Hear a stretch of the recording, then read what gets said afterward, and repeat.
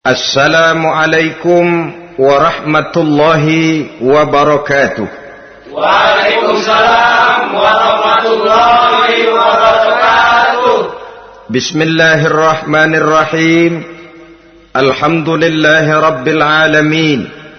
Wassalatu wassalamu ala ashrafil anbiya'i wal mursalin, Sayyidina wa maulana Muhammadin wa ala alihi wa ashabihil mujahidin at-tahirin, amma ba'du.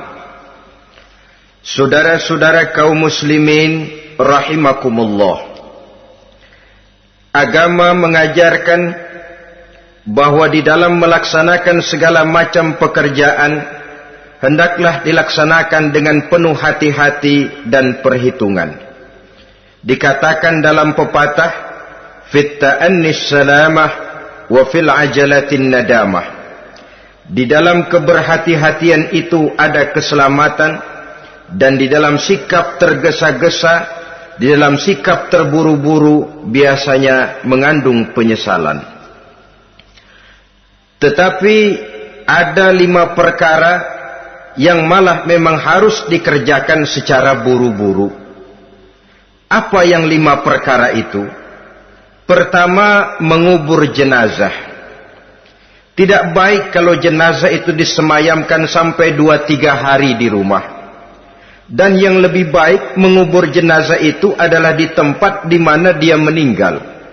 Contohnya adalah baginda Nabi. Beliau kelahiran Mekah. Beliau wafat di Madinah, maka di Madinah itulah beliau dimakamkan dan bukan di kota Mekah.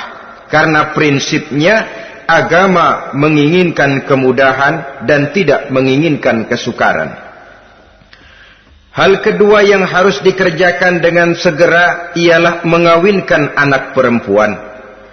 Apabila kita mempunyai anak perempuan, sudah sampai usianya untuk memasuki ambang pintu pernikahan, dan dia sudah minta untuk dinikahkan, maka segeralah orang tua menikahkannya atau mengawinkannya. Sebab biasanya anak perempuan, apalagi di zaman sekarang, kalau tidak segera dikawinkan oleh orang tuanya, dikhawatirkan dia akan kawin sendiri. Dan itu tentu akhirnya akan merepotkan kedua orang tuanya. Hal ketiga yang harus dikerjakan dengan segera dan buru-buru ialah membayar hutang. Apabila kita sudah berhutang kepada seseorang dan sudah ada uang untuk membayarnya, bersegeralah untuk membayar. Sebab kalau ditunda besok, lusa, atau hari minggu depan, dikhawatirkan uangnya akan terpakai untuk kepentingan-kepentingan yang lain, dan hutang akan tetap tinggal hutang, tidak pernah terbayar adanya. Hal keempat yang harus disegerakan ialah menghidangkan makanan untuk orang musafir yang kebetulan menjadi tamu di rumah kita. Dan hal yang kelima yang harus dilakukan dengan buru-buru, dengan segera, bertaubat apabila mengerjakan perbuatan dosa. Hal kelima inilah yang akan kita bicarakan pada pertemuan kita kali ini, yaitu tentang taubat kepada Allah Subhanahu wa ta'ala. Taubat berasal dari kata-kata taba yatubu, yang isim masdarnya adalah taubatan. Artinya sama dengan roja'a yarji'u, ada ya'udu, pulang atau kembali. Bertobat maksudnya kembali dari yang dilarang oleh Allah. Kalau dalam perjalanan hidup ini kita suka menerjang larangan-larangan Allah, melaksanakan apa-apa yang dilarang olehnya, maka taubat artinya meninggalkan larangan-larangan itu dan kembali kepada apa yang diperintah oleh Allah Subhanahu wa ta'ala. Kenapa taubat ini harus disegerakan? Karena makhluk bernama manusia ini sulit melepaskan diri dari dosa dan salah. Nabi bersabda, kullu bani Adam khatta'un wa khairul khatta'ina tawwabun. Setiap anak Adam, yakni setiap manusia, pasti mempunyai dosa dan kesalahan. Dan sebaik-baik orang yang mempunyai dosa dan kesalahan ialah orang yang segera bertaubat. Dengan kata lain, orang yang baik sesungguhnya bukanlah orang yang tidak punya salah, karena tidak ada orangnya yang tidak punya salah. Tetapi orang yang baik adalah orang yang apabila melakukan kesalahan, dia segera sadar, dijadikannya kesalahan itu sebagai pelajaran untuk tidak diulanginya lagi pada masa-masa yang akan datang. Inilah yang digambarkan oleh Allah Subhanahu wa taala dalam surah Ali Imran ayat 135. Walladzina iza fa'alu fahishatan, dan orang-orang yang apabila mereka terjatuh ke dalam perbuatan dosa, au zalamu anfusahum, atau berbuat zalim kepada diri mereka sendiri, dzakarullaha fastaghfaru lidzunubihim, mereka segera ingat kepada Allah dan memohon ampun terhadap dosa yang pernah mereka kerjakan. Saudara-saudara kaum muslimin rahimakumullah, sejak awalnya iblis memang sudah memproklamirkan diri di hadapan Allah Subhanahu wa taala.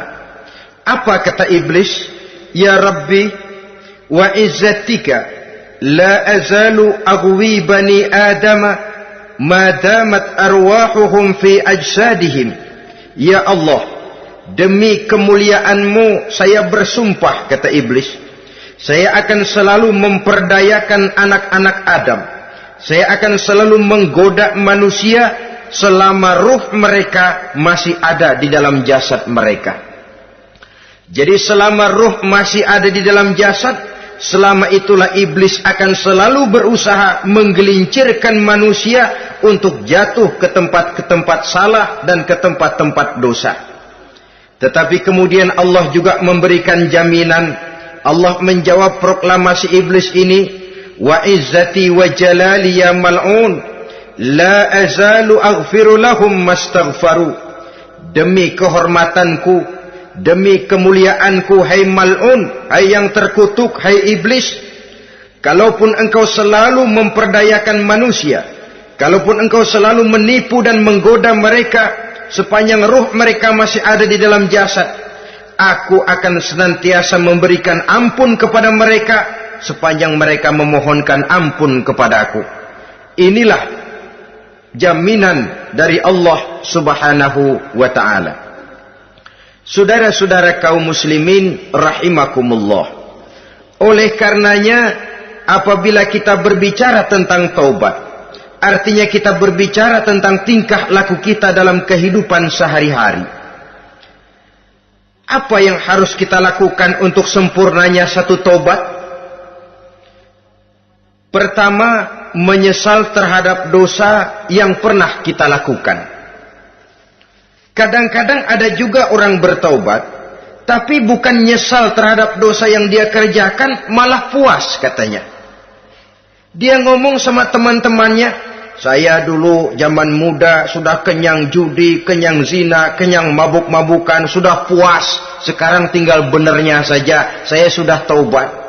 Taubatnya sih bagus, tapi puasnya itu yang jelek. Kenapa harus dikatakan puas? Bukan puas, menyesal. Menyesal saya dulu. Kenapa hanyut terjebak dosa? Kenapa tenggelam di meja judi? Kenapa tenggelam di minum-minuman keras? Kenapa hanyut kepada perbuatan munkar dan maksiat? Saya menyesal sekali. Menyesal diperintah dan bukan malah puas. Dari rasa menyesal ini nanti timbul hal yang kedua, yaitu berniat tidak akan mengulangi lagi perbuatan dosa. Kalau menyesal tapi masih diulangi lagi, itu belum taubat yang sebenarnya. Saya kapok, menyesal, tidak mau minum minuman keras lagi. Besok tidak ada minuman keras, malah pusing, nyari kesana kemari. Itu belum taubat yang sebenarnya. Jadi setelah menyesal, berniat tidak akan mengulangi lagi perbuatan dosa itu. Kalau menyesal tapi masih diulanginya lagi, itu sama saja dengan main-main.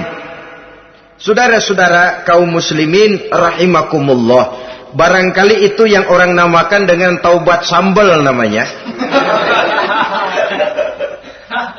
Kita kalau makan nasi pakai sambal, pedesnya bukan main, repot, marah, ngomel.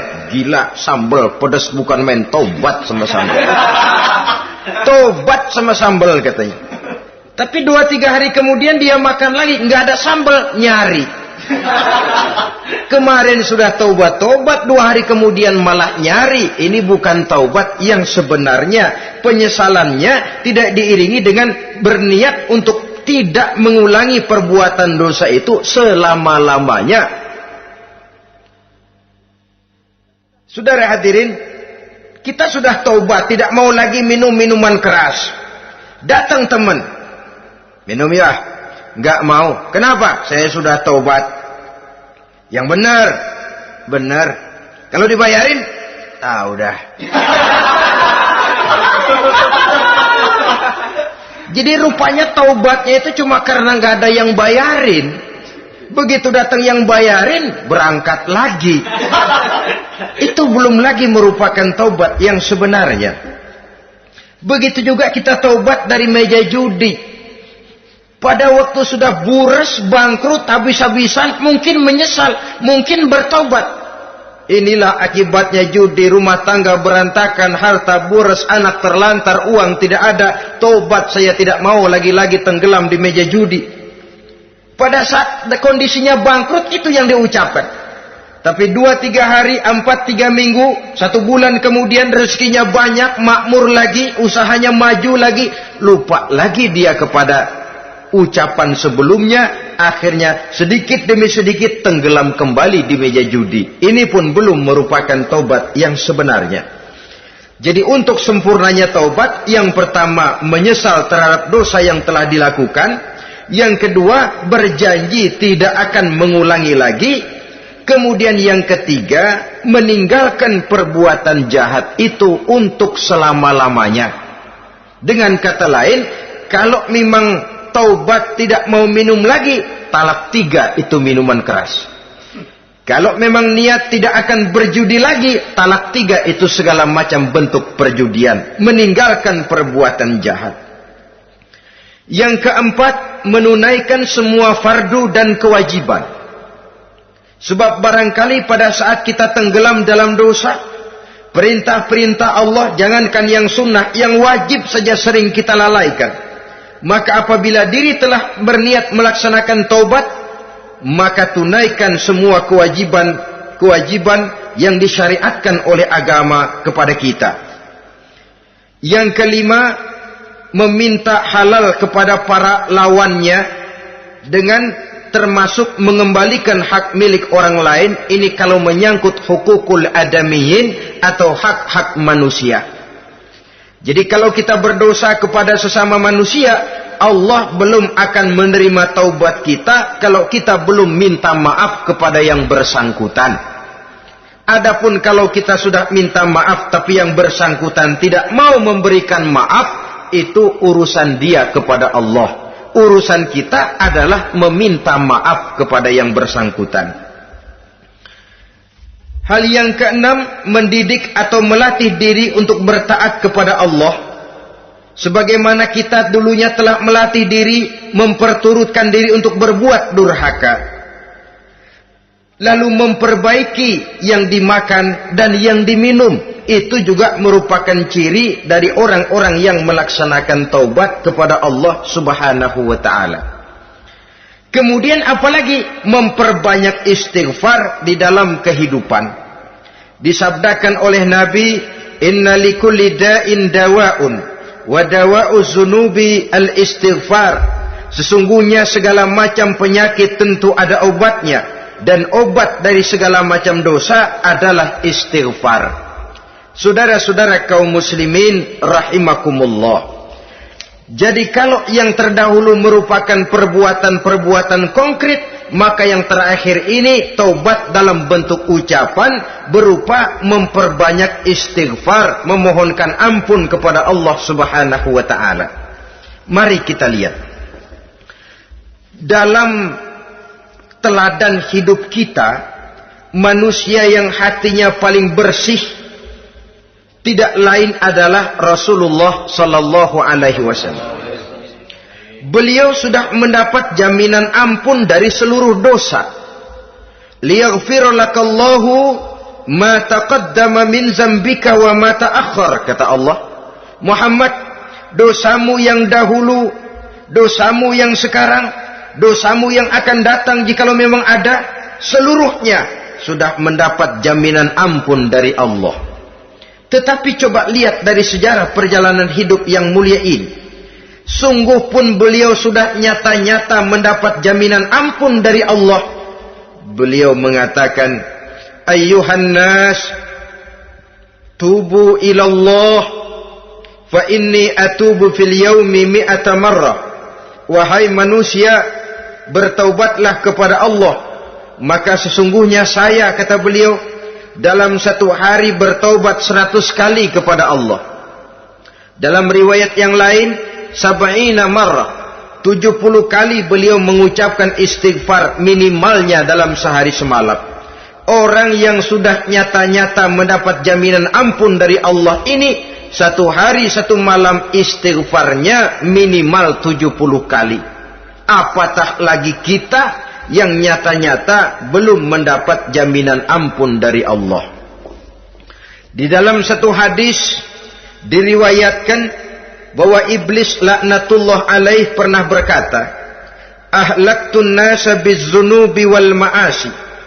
Aku rusak dan aku hancurkan kehidupan manusia dengan dosa dan dengan segala macam perbuatan maksiat. Iblis menghancurkan manusia dengan menanamkan kegemaran berbuat dosa dan menanamkan kesukaan untuk bergelimang dalam dunia maksiat. Tetapi kemudian iblis mengakui, wa ahlakuni bila ilaha illallah wal istighfar. Tetapi kemudian terbalik, manusia menghancurkan aku dengan kalimat la ilaha illallah dan dengan istighfar, yakni mengucapkan astaghfirullahal azim. Inilah senjata pemungkas menghadapi upaya iblis untuk menghancurkan manusia. Kalau iblis menghancurkan manusia dengan perbuatan dosa, dengan menenggelamkan manusia ke dalam perbuatan-perbuatan maksiat, hendaknya kita sadar. Pada saat kita terdorong untuk melakukan perbuatan dosa, kita lalu sadar inilah perangkap iblis untuk membinasakan saya.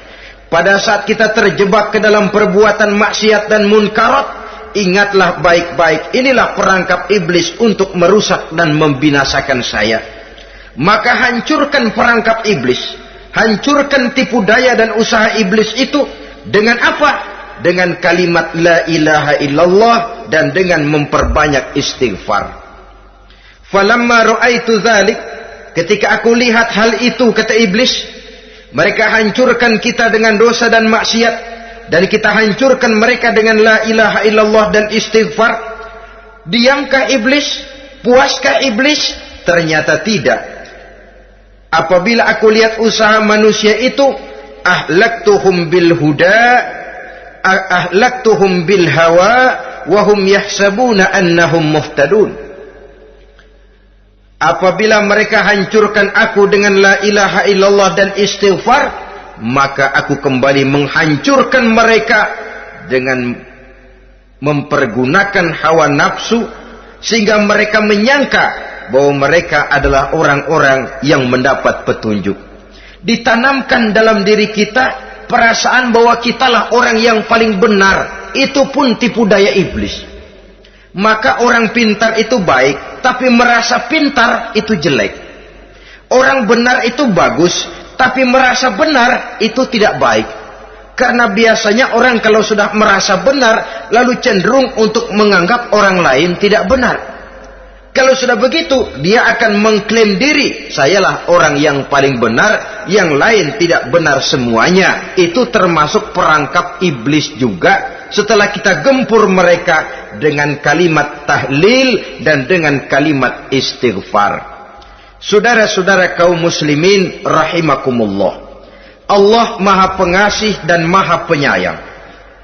Ia akan mengampunkan perbuatan yang bersifat salah dari manusia, Hanya manusia saja yang kadang-kadang bodoh, tidak mau mengampuni dan memaafkan dirinya sendiri, dengan membiarkan dirinya terseret berlarut-larut dalam dosa tanpa keinginan untuk bertaubat. Sepanjang nafas belum sampai di tenggorokan, sepanjang matahari masih terbit di sebelah timur dan terbenam di sebelah barat, sepanjang itu Allah masih akan menerima taubat seorang hamba. Innallaha yaqbalu taubatal abdi ma lam yugharghir.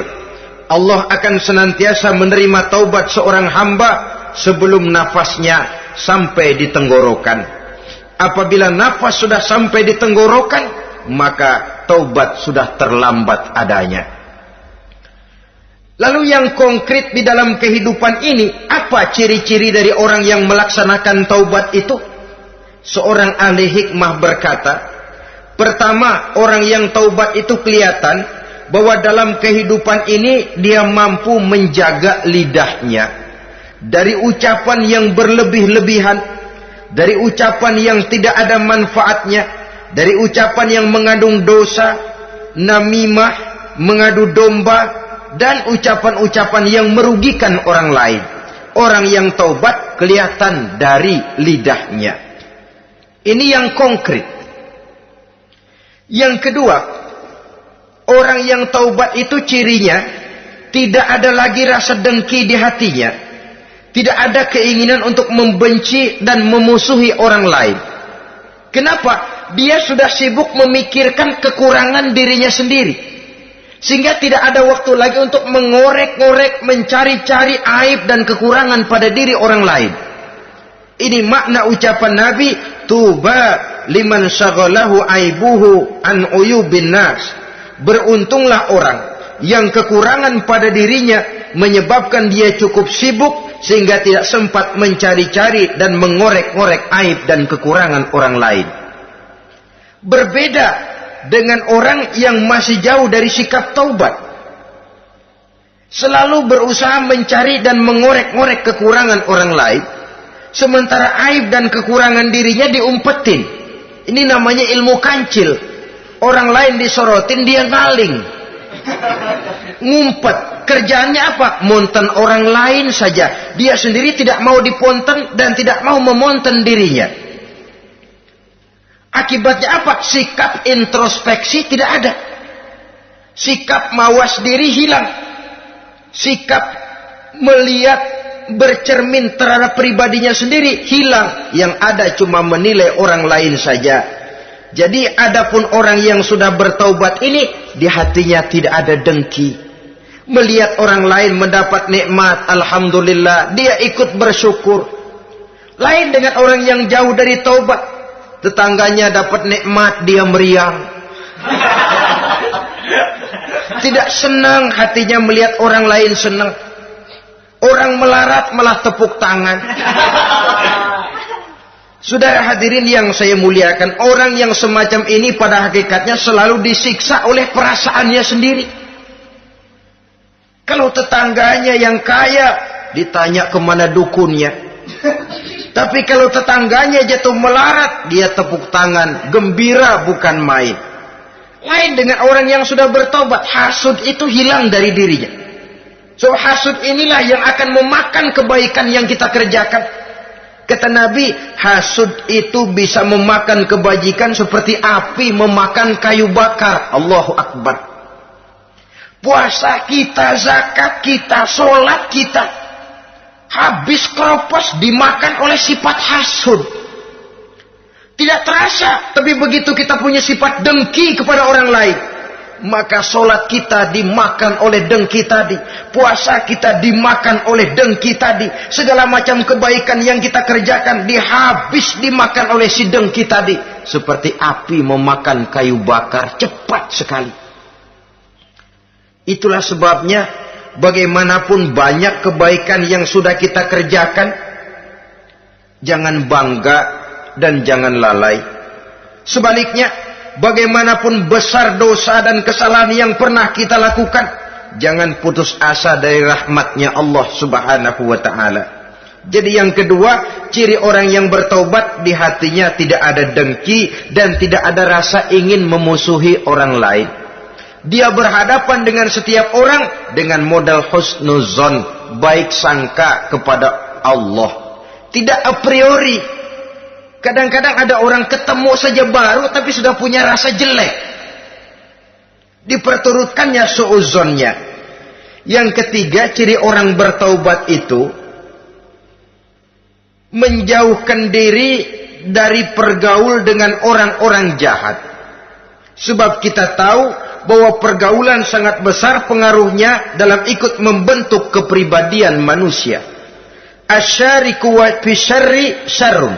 Bersekutu dengan kejahatan biasanya ikut jadi jahat. Walaupun secara langsung tidak melakukan kejahatan, tapi sudah termasuk dalam jamaah yang jahat juga namanya. Saudara-saudara kaum muslimin, bukan berarti orang yang taubat lalu tidak mau bergaul itu juga mencerminkan keangkuhan diri. Bergaul dia bergaul, tetapi kepada orang-orang yang jahat ia sekedar menghindarkan diri pergaulannya itu dari kejahatan yang bisa ditimbulkan oleh orang-orang jahat tadi.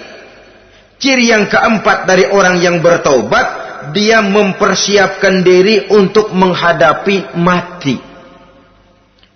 Mempersiapkan diri. Sebagaimana kita tahu, kalau kita akan pergi ke luar kota, tentu kita membawa bekal. Makin jauh perjalanan, makin banyak bekal yang harus kita bawa. Hidup ini adalah perjalanan panjang yang kita juga memerlukan bekal dalam kehidupan. Orang yang bertobat, orang yang mempersiapkan diri untuk menghadapi maut dan menghadapi hari-hari sesudah maut itu datang. Menghadapi kehidupan di alam barzakh, menghadapi kehidupan di alam akhirat dan selanjutnya. Dia mempunyai persiapan sehingga kapan maut datang dia sudah punya persiapan lebih dahulu. Saudara, kalau kita siap dipukul orang, pada saat pukulan itu datang, rasanya sakitnya agak lebih kurang daripada kita tidak pernah siap untuk dipukul. Walaupun bobot pukulannya sama, tapi kita akan lebih punya daya tahan kalau kita sudah siap. Oleh karena itu, orang yang bertobat, orang yang mempunyai persiapan untuk menghadapi mati. Tidak hanya untuk menghadapi mati, tapi juga menghadapi hidup di seberang kematian nanti. Maka karenanya dia sibuk dengan dunianya, tapi juga dia lebih sibuk dengan akhiratnya. Dia tenggelam dalam berbagai macam kesibukan dunia, lain saat dia memfanakan diri untuk membekali diri menghadapi kehidupan sesudah hidup yang sekarang ini. Ciri-ciri ini tentu akan kelihatan dari gerak hidup seseorang. Saudara-saudara kaum muslimin rahimakumullah. Jadi dengan kata lain, kalau kita kembali kepada surah Ali Imran ayat 135 tadi, apabila dalam kehidupan terjebak kita kepada perbuatan dosa atau zalim kepada diri sendiri, zakarullah, segeralah mengingat Allah, fastaghfaru li dzunubihim, dan segera memperbanyak istighfar, memohon ampun kepada Allah Subhanahu wa taala, sebab dosa dalam Islam hanya bisa ditebus dengan taubat. Bukan dengan uang, bukan dengan beras, bukan juga dengan piagam. Dosa dalam Islam hanya bisa ditebus dengan melaksanakan taubat kepada Allah. Dan untuk bertaubat tidak usah ngulur waktu. Besok saja, bulan depan saja, tahun depan saja, nanti saja kalau sudah agak sedikit tua. Ibarat diri kita ini kaca, kata Imam Ghazali, maka dosa adalah debu. Apabila kaca kena debu, sedikit nempel debu, lalu dilap, sedikit nempel debu, terus dilap lagi, insya Allah kaca akan tetap bersih. Tapi kalau kita menunggu debu sampai banyak, apalagi sampai berurat, berkarat, nanti akan sulit membersihkannya. Demikian hati manusia itu. Kalau sudah dihinggapi oleh dosa, ditumpuknya lagi, berkarat dosa dalam hati, biasanya berat untuk melaksanakan taubat. untuk lebih meningkatkan pengertian kita tentang ciri dari orang-orang yang bertaubat, mari kita ikuti sebuah dialog yang pernah terjadi antara Rasul dengan para sahabat. Satu hari ketika sedang berkumpul dengan para sahabat, baginda Rasul bertanya, "Atadruna manit taib?" Saudara-saudara, tahu enggak saudara-saudara, siapa sebenarnya orang-orang yang bertaubat itu? Macam-macamlah jawaban para sahabat, tapi yang jelas akhirnya mereka berkata, Allahu wa rasuluhu a'lam. Allah dan Rasulnya yang lebih tahu siapa sebenarnya orang yang bertaubat itu. Atas jawaban ini, baginda Rasul lalu menegaskan, pertama, man taba wa lam yata'allamil ilma falaysa bitaibin. Siapa orang yang mengaku bertaubat kepada Allah, lalu dia tidak mau mencari ilmu, tidak mau belajar, falaysa bitaibin, maka dia belum termasuk orang yang bertaubat. Jadi di sini jelas bahwa bukan hanya dari dosa kita bertaubat, juga bertaubat dari kebodohan. Dalam arti tidak membiarkan diri kita bodoh terus menerus. Dengan bahasa anak sekarang, bodoh tapi betah.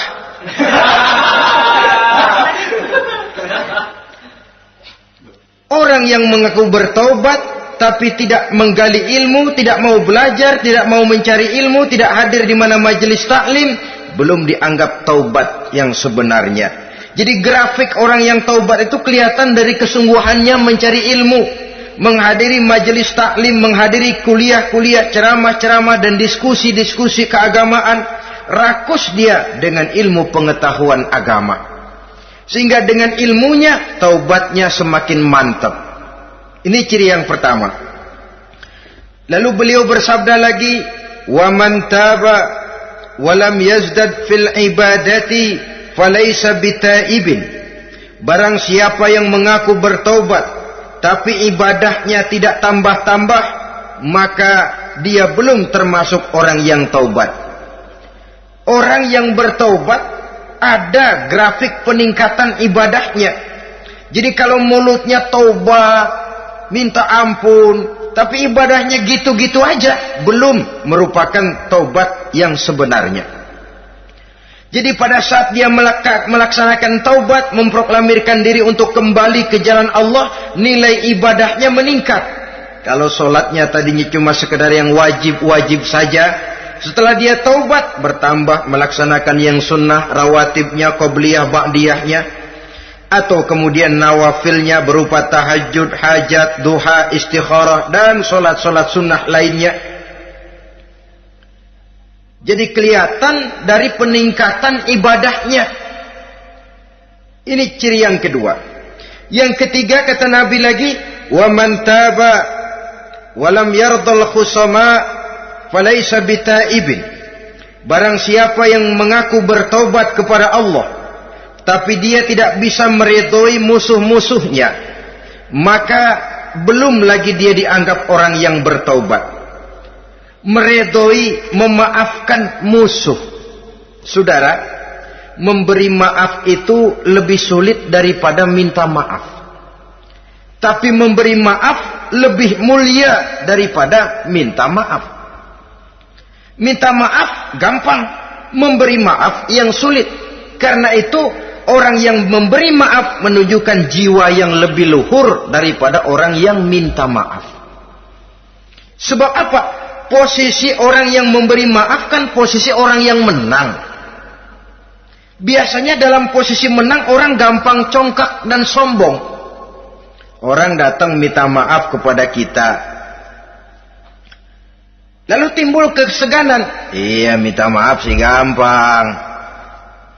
Memberi maaf itu yang sulit, tapi itu yang sangat dianjurkan. Dan itu merupakan ciri dari orang-orang yang bertaubat. Lalu apa lagi? Wa man taba wa lam yughayyir libasahu wa zinatahu falaysa bitaibin. Barang siapa yang mengaku bertaubat tetapi pakaian dan perhiasannya tidak berubah, maka dia belum lagi dianggap bertaubat. Orang bilang pakaian memang kulit, yang penting isi. Tetapi bagaimanapun kulit mencerminkan isi. Dari pakaian kita bisa mengkaji kepribadian seseorang. Saya berpendapat bahwa pakaian penting, kulit juga penting. Kulit penting, isi penting. Kulit tanpa isi tidak ada artinya. Isi tanpa kulit juga meragukan orang. Wah, yang penting kan isinya, kulitnya gimana saja. Saya mau tanya, saudara dapat duren di jalanan, isi aja nggak ada kulitnya. Kira-kira dimakan nggak duren itu? Paling kurang akan menimbulkan keraguan. Jangan-jangan sudah dicampur racun ini. Jadi dengan demikian orang yang bertaubat ini kelihatan dari cara berpakaian, cara berhias diri, tidak over. Dia kembali kepada fungsi berpakaian. Dalam Islam kan sesungguhnya fungsi pakaian itu yang paling utama. Pertama, nutup aurat. Itu ukurannya. Yang kedua, pantas. Yang ketiga, baru soal mode. Di zaman kita sekarang terbalik. Mode nomor 1, pantas belakangan, nutup aurat apa tidak nomor 16.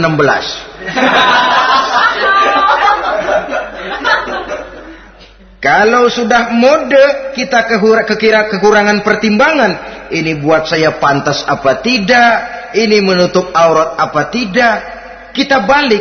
Padahal fungsi berpakaian dalam Islam tujuan utamanya pertama nutup aurat. Biar modenya mutaakhir ciptaan Pierre Cardin sekalipun, kalau memang tidak nutup aurat, ya hukumnya masih belum berpakaian.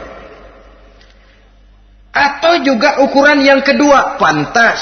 Yang orang lain pantas kita pakai, belum tentu kita pantas. Kita kadang-kadang kehilangan pertimbangan. Lihat iklan bintang film memakai pakaian yang begini bagus, lalu kita pakai saja. Ya tentu namanya bintang film. Kadang-kadang pakaian untuk show dipakai buat kondangan. Akhirnya habis sekampung orang nonton dia. Ya nggak pantas toh, nggak wajar. Saudara hadirin yang saya muliakan, orang yang bertobat kelihatan dari pakaian dan perhiasannya. Kalau sudah memakai perhiasan, ya sekedarnya saja. Tidak lalu dengan niat supaya orang tonton, supaya orang lihat, supaya orang tahu dia kaya, supaya timbul decak kagum. Asal dia lihat orang lalu wah. Kalau sudah diwahi lalu senang. Saudara hadirin yang saya muliakan. Kemudian kata Nabi lagi, wa man taba wa lam yubaddil ashabahu falaysa bitaibin. Siapa yang mengaku bertaubat tapi pergaulannya dari itu ke itu saja, seperti itu juga tidak mengalami perubahan, maka dia belum lagi dianggap bertaubat. Kalau taubat kita dari judi, jangan bergaul lagi dengan penjudi. Dalam arti jangan berkumpul di majelis judi. Ah, saya sih udah tobat nggak main judi, tapi ngumpulnya di situ terus. Ya bagaimana? Pada akhirnya toh akan terseret juga. Saudara hadirin yang saya muliakan, jadi dengan demikian lingkungan juga sangat besar pengaruhnya dalam kriteria orang yang bertaubat. Selanjutnya Nabi bersabda, "Wa man taba walam yughayyir khuluquhu falaysa bitaibin." Siapa yang mengaku bertaubat tapi akhlaknya, budi pekertinya tidak mengalami perubahan, maka orang itu pun belum dianggap bertaubat. Ini juga konkret. Orang yang bertaubat kelihatan dari akhlaknya. Kalau kemarin sama orang tua songong, kurang ajar, nyelongcong, maka setelah taubat dia berakhlak kepada orang tua. Kalau kemarin kepada anak muda menindas, tidak senang kepada anak muda yang maju, setelah dia taubat dia bisa menyayangi kepada anak-anak muda. Akhlak ini lain dengan adat, istiadat. Adat biasanya hanya memandang yang lahir, sedangkan akhlak zahir batin dipandang. Contoh, seorang anak muda kalau lewat di depan orang tua membungkukkan badan, menurut adat dia sudah sopan. Tapi menurut akhlak belum tentu berakhlak. Tergantung kepada niatnya apa membungkukin badan. Permisi apa ngina. Kan mungkin saja orang membungkukan badan lewat di depan aki-aki karena menghina sebab aki-aki itu badannya udah bungkuk. Jadi gerakan zohir yang baik yang diiringi dengan niat yang baik, itulah cerminan daripada akhlak. Kalau adat terlepas dari soal niat. Asal zohirnya sudah oke, menurut adat, oke dia beradat. Niatnya apa? Adat tidak pernah menilai. Maka orang yang bertaubat pun kelihatan dari akhlaknya. Dan akhlak itu adalah keseluruhan tingkah hidup manusia. Cara berjalan ada akhlak. Cara makan ada akhlak. Cara duduk ada akhlak. Cara tidur ada akhlak. Sehingga pantas ketika Siti Aisyah ditanya, Aisyah, Rasulullah itu akhlaknya apa sih? Beliau menjawab, karena Rasulullah khuluquhul Quran. Rasulullah itu akhlaknya Quran. Sehingga di kalangan ilmuwan lalu ada ungkapan bahwa Nabi Muhammad adalah Quran berjalan. Maksudnya seluruh konsepsi Quran sudah diterjemahkan dalam kehidupan Nabi. Maka tidak heran kalau Islam mengatur kehidupan manusia sejak yang sekecil-kecilnya sampai yang sebesar-besarnya. Cara berpakaian ada akhlaknya, kan begitu toh dalam Islam. Saudara diri di depan kaca, ngaca, ada akhlaknya, ada bacaannya. Allahumma kama hasanta khalqi fahassin khuluqi. Sampai saudara masuk ke dalam WC sekalipun ada akhlaknya. Karena akhlak adalah keseluruhan gerak hidup manusia. Orang yang bertobat kelihatan dari perubahan akhlaknya. Kemudian beliau bersabda, "Wa man taba wa lam yatwi firashahu wa bisatahu falaysa bitaibin." Siapa orang yang mengaku bertaubat tetapi dia tidak menggulung tempat tidur dan spraynya, maka dia belum dianggap bertaubat. Ini bahasa kinayah. Menggulung spray, melipat tempat tidur artinya lebih banyak ibadahnya daripada tidurnya. Kalau ngaku taubat tapi sehari 24 jam, 22 jam tidur, cuma 2 jam ibadah, ya belum mencapai kriteria itu. Dengan kata lain, orang apabila sudah memproklamirkan diri untuk taubat, menyingsingkan lengan baju, melipat spray, menggulung tempat tidur. Bukan berarti dia tidak tidur-tidur, tetapi bersiap diri untuk melaksanakan ibadah yang pada saat dia terjebak dalam dosa, sudah banyak ibadah yang ditinggalkannya. Saudara-saudara kaum muslimin rahimakumullah. Kemudian beliau bersabda pula, "Wa man taba wa lam yatasaddaq falaisa bitaibin." Barang siapa yang mengaku bertobat kemudian dia tidak menyedekahkan karunia yang diberikan Allah kepadanya, maka taubatnya belum lagi dianggap taubat yang sebenarnya. Faman istabana minal abdi hazihi al-khisal fahuwa taibun haqqa. Apabila nyata tanda-tanda ini pada diri seorang hamba, maka barulah taubatnya dinamakan taubat yang sebenarnya. Jadi untuk taubat itu ada 2 jalan yang bisa kita tempuh. Pertama, taubat dengan lisan, taubat dengan ucapan. Dalam artian apa? Memperbanyak istighfar.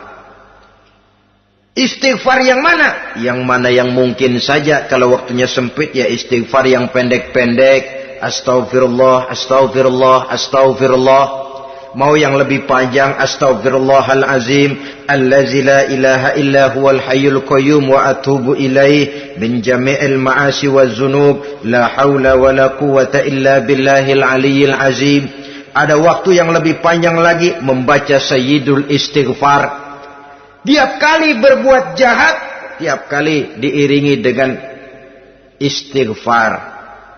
Nah, ini yang bisa runtuh dengan istighfar ini dosa apa?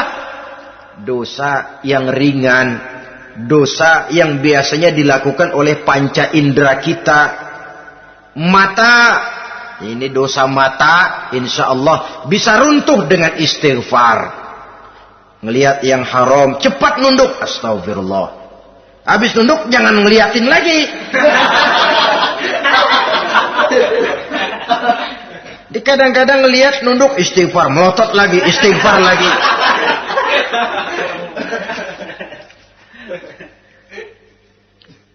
Saudara hadirin yang saya muliakan, kata Imam Ali, nazratul ula laka wasaniyatu alaika. Ini dalam menjaga mata. Pandangan pertama rezekimu, kelihatan, namanya kelihatan kan rezeki. Pandangan pertama rezekimu, ulangannya dosamu. Ulangannya ini yang bisa membawa dosa. Dosa karena lidah, mengucapkan kata-kata yang menyakitkan orang. Dengan istighfar, insya Allah runtuh. Adapun dosa-dosa besar lainnya, tentu harus dengan perbuatan. Tidak cukup dengan sekedar istighfar saja. Perbuatannya apa? Itulah seperti yang sudah saya sampaikan pada ciri-ciri orang yang bertaubat tadi. Oleh karenanya, beruntunglah kita masih diberikan umur oleh Allah. Sehingga segala dosa dan kesalahan yang kita lakukan, kita masih punya kesempatan untuk mengadakan pemutihan, bertaubat kepada Allah. Nah, apa kemudahan yang diberikan Allah kepada orang yang melazimkan istighfar di dalam hidupnya? Pertama, kata Nabi, man lazimal istighfar, siapa orang yang melazimkan, membiasakan diri istighfar, diberikan keistimewaan oleh Allah. Pertama, ja'alallahu lahu min kulli dhiqin makhraja.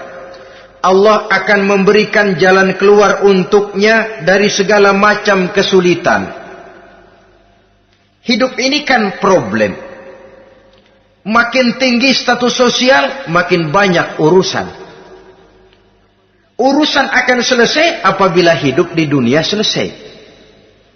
Kita menyangka orang lain lebih enak dari kita, padahal tiap orang punya urusan. Yang namanya enak barangkali persis seperti pelangi biang lala itu.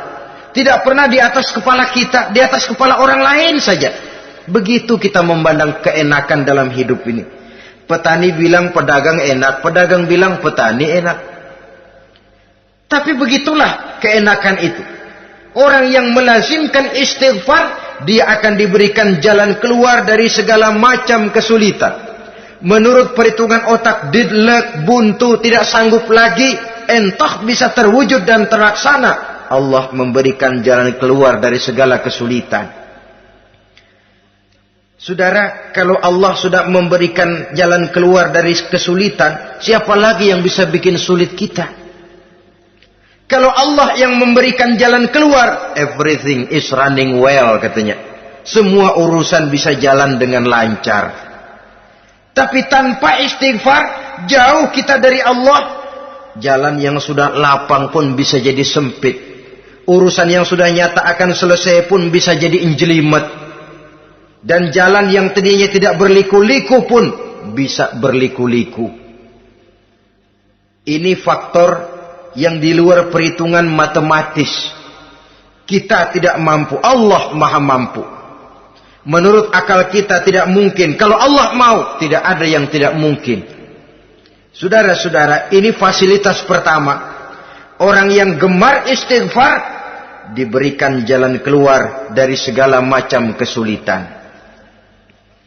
Yang kedua, wa min kulli hammin faraja, diberikan kegembiraan dari setiap kesusahan yang dihadapinya. Ada saja faktor-faktor yang mendatangkan kegembiraan, yang mendatangkan refreshing di dalam kehidupannya, sehingga dia tidak lalu merasa jalannya buntu, tidak merasa kesulitannya tidak pernah terselesaikan. Dan yang ketiga, fasilitas yang diberikan Allah kepada orang yang gemar istighfar, wa razaqahu min haitsu la yahtasib. Allah akan memberikan kepada mereka rizki dari jalan yang tidak pernah mereka sangka-sangka. dari jalan yang tidak pernah mereka perkirakan sebelumnya.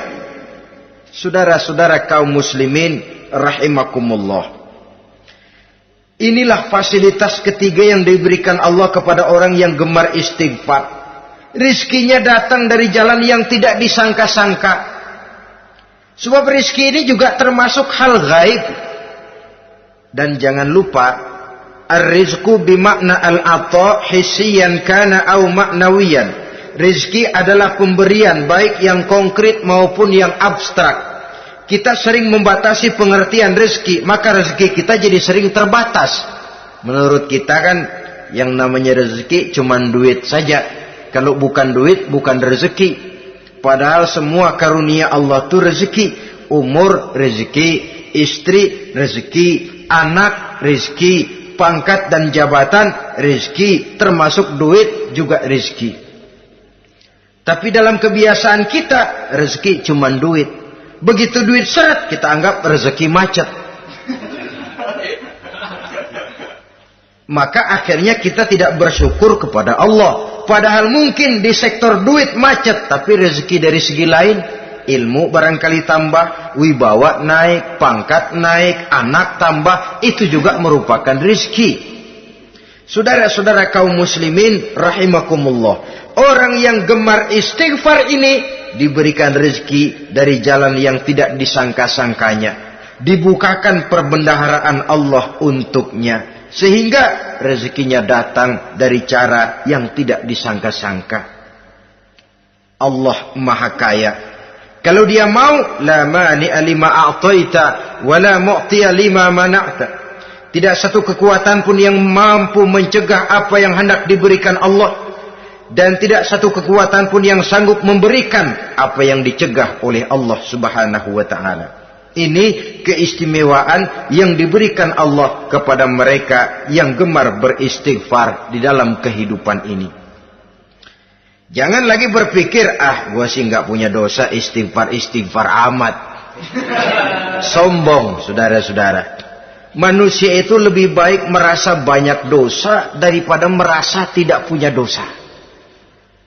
Tanda orang bahagia, kata Nabi, 4. Pertama, orang yang selalu ingat kepada kesalahan yang pernah dia lakukan. Itu orang bahagia.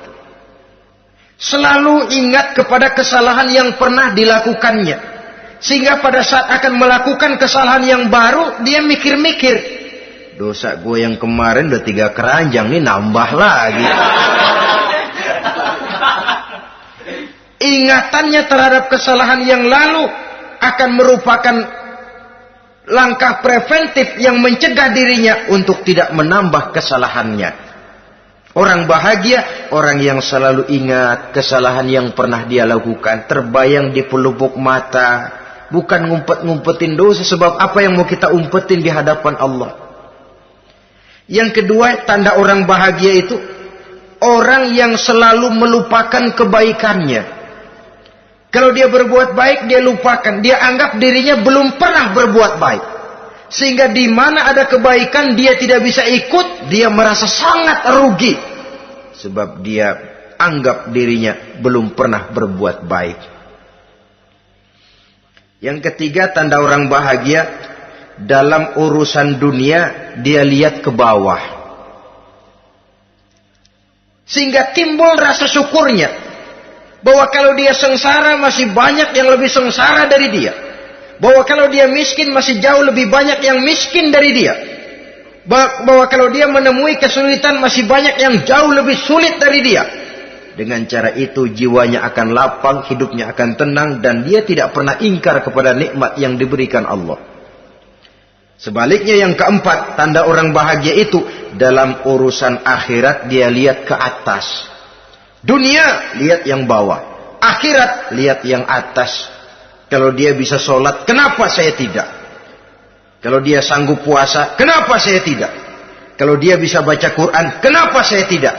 Timbul panas, nyontoh ibadah mendatangkan kebahagiaan. Rakus ibadah malah dianjurkan. Rakus dunia malah tercela. Nah, lawanannya orang celaka, saudara-saudara. Orang celaka juga tandanya 4, lawanan yang tadi itu. Pertama, orang yang selalu melupakan kesalahannya. Kalau berbuat dosa lupa, sok bersih. Alah, dosa gue mah dikit. Saudara hadirin yang saya muliakan, orang yang selalu melupakan kesalahan, menganggap dirinya bersih, akhirnya kalau ingin berbuat dosa nggak mikir-mikir, tidak ada lagi yang ditimbang-timbang.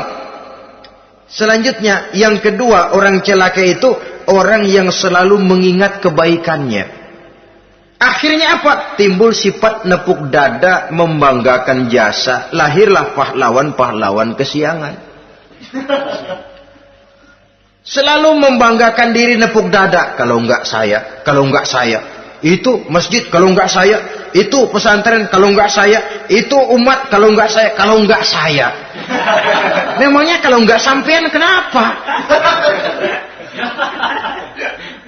Orang yang celaka adalah orang yang selalu menghitung-hitung kebaikan yang pernah dikerjakannya. Keikhlasannya kurang. Makin dia hitung, makin kurang nilai pahalanya. Makanya kalau berbuat baik, ya anggap saja buang sampah, gak usah ditengok-tengok, gak usah diingat-ingat, dan gak usah mengharap orang yang kita tempat berbuat baik akan membalas kebaikan. Saudara hadirin yang saya muliakan, yang ketiga tanda orang celaka dalam urusan dunia, ngelihatnya ke atas, panasnya timbul. Syirik dan dengkinya naik, rakusnya jadi.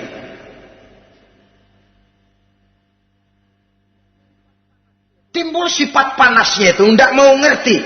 Kalau tetangga saya bisa beli kulkas, kenapa saya tidak? Kalau tetangga saya bisa beli motor, kenapa saya tidak?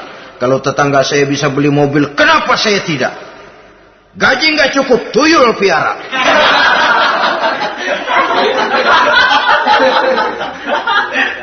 Orang itu kalau sudah didorong oleh rakus kan bisa jadi menghalalkan segala macam cara untuk mencapai tujuan.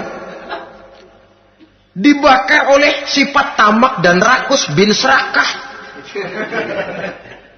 Nah, kalau sudah didorong oleh rasa rakus, yang segera tersingkir pertama rasa malu.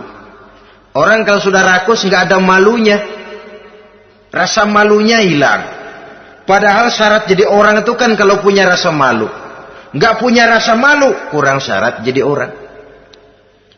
Akan bagaimana jadinya masyarakat, bahkan bangsa dan negara, kalau rakyatnya sudah tidak punya rasa malu. Yang kedua rasa takut hilang, terutama takut kepada Allah. Sirna sama sekali. Sudah tujuan menghalalkan cara. Yang keempat tanda orang celaka, dalam urusan akhirat lihatnya malah ke bawah. Kenapa kamu enggak sholat? Itu bapak anu yang tuaan. Enggak, saya enggak lagi. Kenapa ngelihatnya mesti kepada yang begitu? Sehingga lalu tidak ada gairah untuk mencontoh. Saudara-saudara kaum muslimin rahimakumullah, walaupun serba singkat oleh karena terbatasnya ruang pembicaraan ini, mudah-mudahan bisa memberikan gambaran sepintas tentang ciri-ciri orang yang bertaubat. Dengan harapan, marilah kita menjadi orang yang bertaubat sebenarnya, dengan ciri menyesal terhadap dosa yang pernah kita lakukan, meninggalkan perbuatan jahat, dan berjanji tidak akan mengulangi lagi perbuatan jahat itu. Kalau dia menyangkut hak-hak manusia, maka hak itu harus kita kembalikan, dan kepada yang bersangkutan kita harus meminta maaf. Apabila ditambah dengan kegiatan lisan, memperbanyak istighfar dalam kesempatan yang mungkin di sepanjang perjalanan hidup ini. Ini sajalah yang kita bicarakan pada pertemuan kali ini. Terima kasih atas segala perhatian. Mohon maaf atas segala kekurangan. Usikum wa nafsi bitaqwallah. Wassalamualaikum warahmatullahi wabarakatuh.